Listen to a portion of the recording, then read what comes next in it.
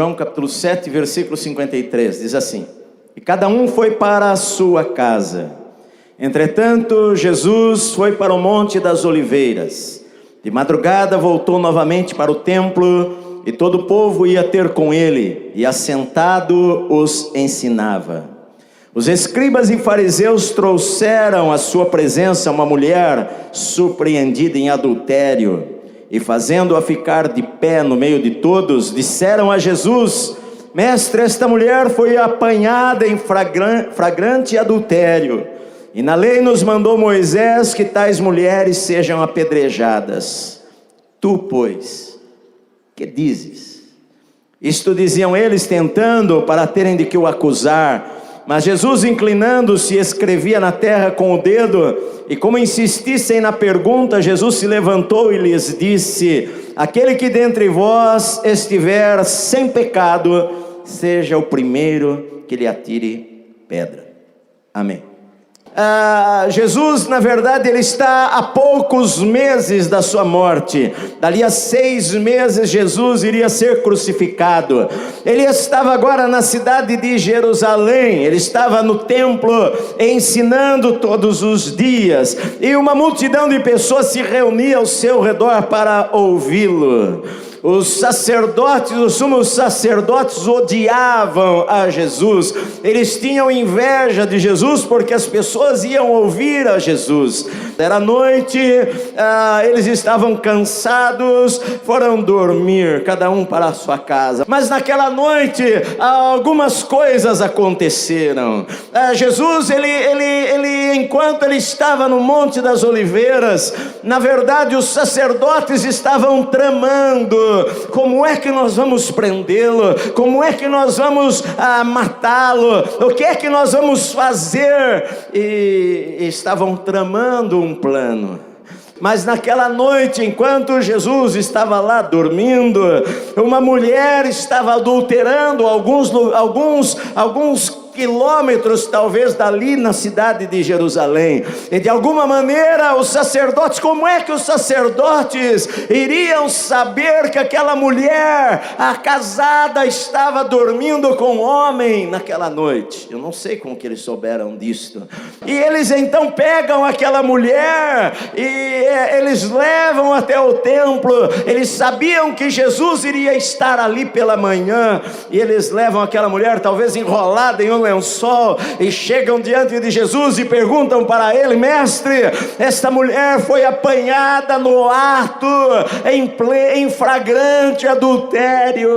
E perguntaram para ele: olha, na lei de Moisés está escrito que essas mulheres, que os adúlteros devem ser apedrejados. O que é que o Senhor fala? O que é que nós devemos fazer?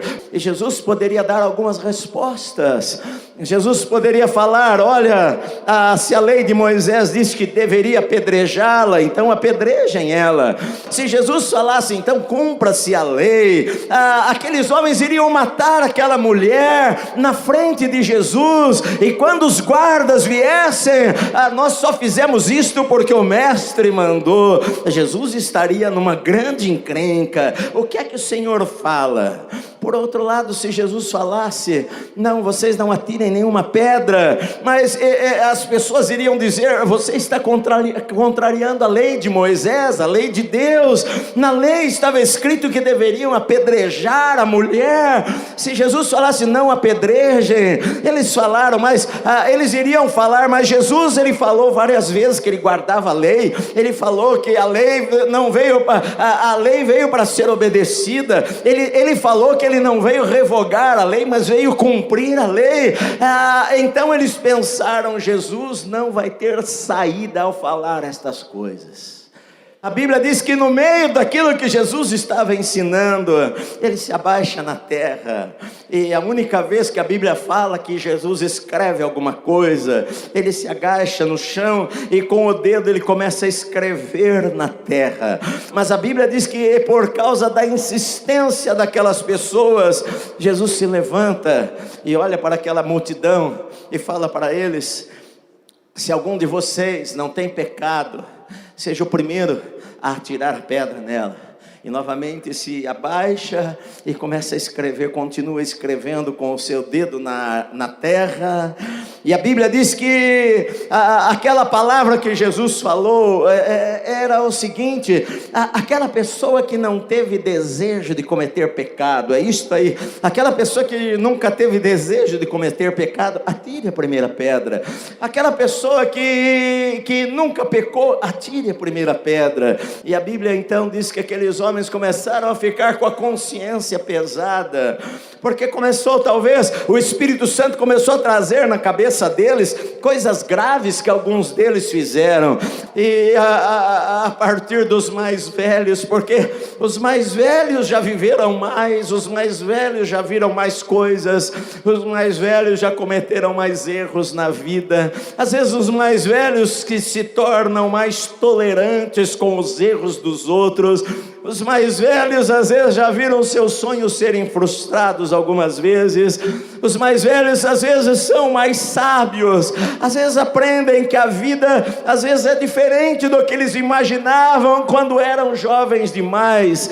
E a Bíblia diz que a partir dos mais velhos, aqueles homens começaram a soltar as suas pedras, se eles as tinham nas mãos, e começaram a pensar: bom, eu tenho um compromisso, eu tenho que ir embora. Começaram a sair um a um, e de repente o barulho foi diminuindo, as palavras foram desaparecendo, o murmúrio foi sumindo, e Jesus continuando rabiscando o chão. De repente não há mais ninguém, não há barulho de nada, e Jesus levanta a sua cabeça e fica em pé. Aquela mulher talvez envergonhada, com a cabeça baixa, e Jesus fala para ela de uma maneira carinhosa. Jesus usa uma palavra que ele usou para sua mãe 2 vezes: mulher. Não era uma palavra pejorativa, era uma palavra carinhosa. Mulher, onde estão aqueles teus acusadores? Ninguém te acusou, ninguém te condenou. E aquela mulher envergonhada falou: não, Senhor. E Jesus falou para ela: eu também não te condeno, vai, não peques mais. O fato dele perdoar não quer dizer que ele não viu que era um problema aquilo que aquela mulher havia feito.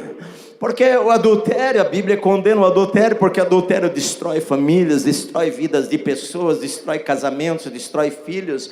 Enfim, o pecado sempre traz consequências, o pecado sempre traz tristeza, traz vazio, rouba a paz, rouba a alegria. O pecado divide, o pecado separa a pessoa de Deus, separa a pessoa do seu cônjuge. Enfim, o pecado é uma coisa ruim. Jesus, ele não aprovou o pecado. Jesus falou: olha, vai e não peques mais, não faça mais isto, porque isto que você fez é uma coisa muito ruim e vai destruir a sua vida. Quando Deus fala para nós não fazermos alguma coisa, é porque Ele sabe que aquilo vai destruir a nossa vida. É claro, Deus não quer que a nossa vida seja destruída, Deus não quer que os seus sonhos sejam destruídos, Deus não quer que o teu casamento termine de uma maneira triste. Deus não quer estas coisas. Às vezes os homens erram e as consequências vêm sobre a sua vida. Por isso que a lei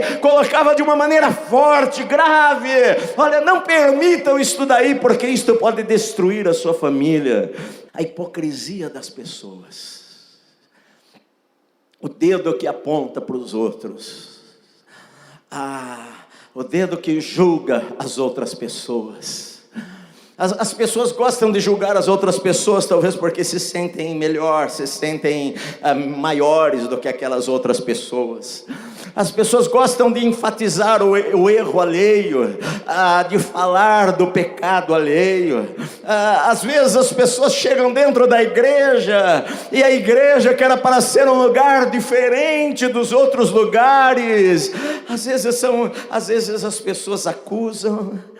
E às vezes as pessoas chegam na igreja e começam a colocar uma capa, porque sabem que se elas mostrarem quem elas são, tem pessoas que vão criticá-las.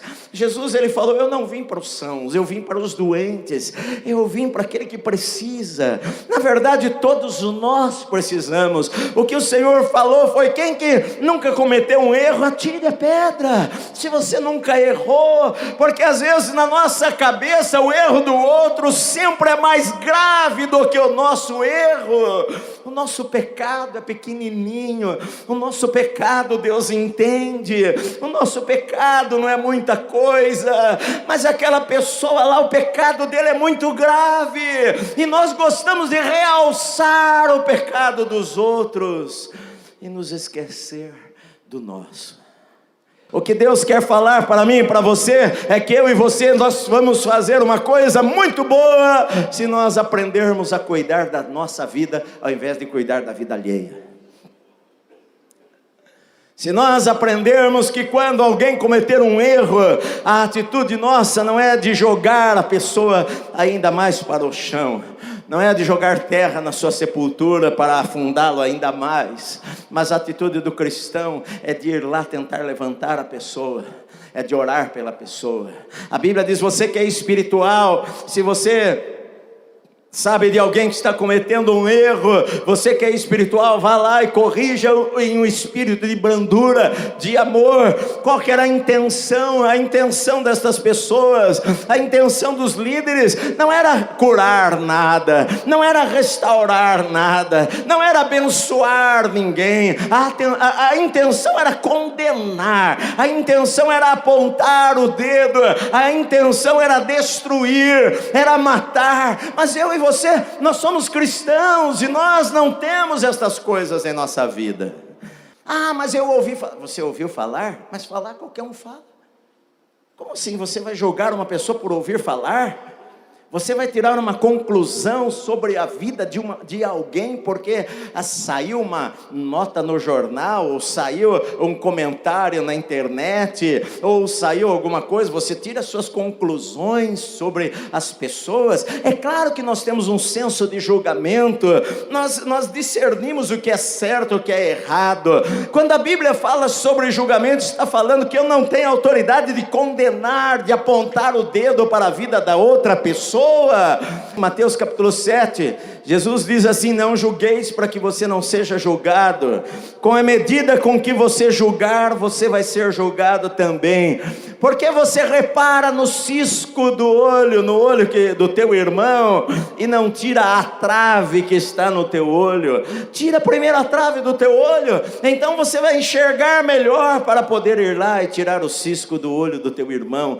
Me lembro uma vez que eu estava na rua e tinha um irmão indo assim na frente, ele estava com cigarro na mão, e as pessoas, na cabeça de todo mundo, é crente não fuma, certo? Crente não fuma. E ele estava lá com cigarro na mão, e eu vinha vindo por trás e nem tinha visto, né? E também, para mim, não faz nenhum mínimo de diferença. E quando eu cheguei perto dele: ô irmão! E ele, de repente, ele me viu, ele não sabia o que fazer, ele amassou cigarro assim na mão. E me deu a mão esquerda.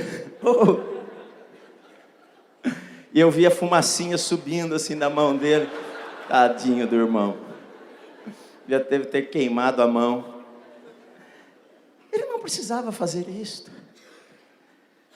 Eu nunca jamais olho para uma pessoa e falar: este fumo é menos crente do que aquele outro. Porque aquele outro ali, talvez, esse aqui talvez precisa ser liberto, porque aquilo às vezes rouba o seu dinheiro, rouba a sua saúde, é uma coisa ruim, mas ele está fazendo mal para ele. Enquanto o outro que se diz crente tem uma língua desse tamanho e fala mal de todo mundo no telefone para meia cidade. Tem pessoas que ficam olhando as coisas da vida dos outros, parece que são aquelas pessoas que só estão procurando coisas na vida alheia para falar mal da vida dos outros. E aqueles homens lá não estavam nem ligando para a vida daquela mulher, a vergonha dela, a exposição pública. Não, a gente não quer saber. A gente pega o telefone e liga lá para o irmão: olha, vamos orar pelo fulano de tal. Você está sabendo?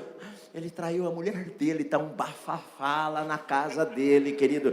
Mas eu estou falando para você, para a gente orar. Eu acredito na tua oração. Querido, você não acredita na tua oração? Por que você não ora e fica de bico calado com relação às outras pessoas e cuida da sua própria vida e ora por ele?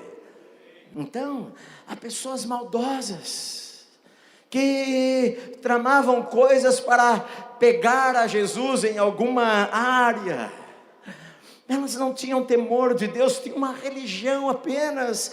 E quando o Senhor começou a escrever e falou para elas: olha, se alguém aqui não tem pecado, quem nunca errou na vida, quem nunca fez algo que não devia fazer, nós não precisamos medir a vida das pessoas achando que o pecado dele é mais grave do que o pecado do outro. Nós classificamos em pecados graves e pecados não graves. Pecados graves são o que os outros fazem, pecados não graves são os que nós fazemos.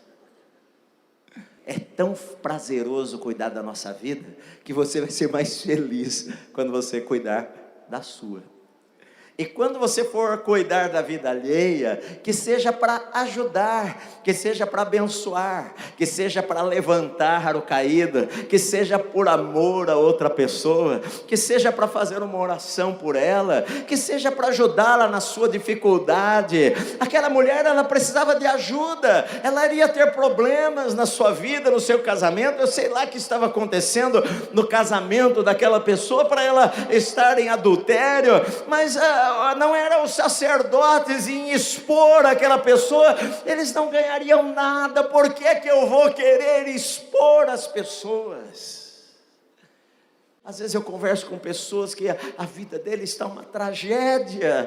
Querido, eu não vou sair por aí falando da vida dos outros. Eu não converso com ninguém. Uma coisa que uma pessoa conta da sua vida, não da vida alheia. Fala da sua vida: pastor, olha, ora por mim, ora pelo meu casamento, ora pelo meu marido. E eu e minha esposa, nós oramos e o assunto morreu, meu amado, morreu. Eu não vou lá na reunião de pastores compartilhar, eu não vou falar o nome. Às vezes eu conto alguma situação para você aqui, mas jamais eu vou falar o nome de uma pessoa, porque não interessa para você sobre a vida alheia, interessa sobre a sua vida. Às vezes as pessoas não perdoam, mas aí cada pessoa trata com Deus. Mas você tem que cuidar da sua vida, é o que Deus quer. E com os outros, você ora, você abençoa, você ajuda, você levanta. É isso aí que Deus quer que você faça. Amém.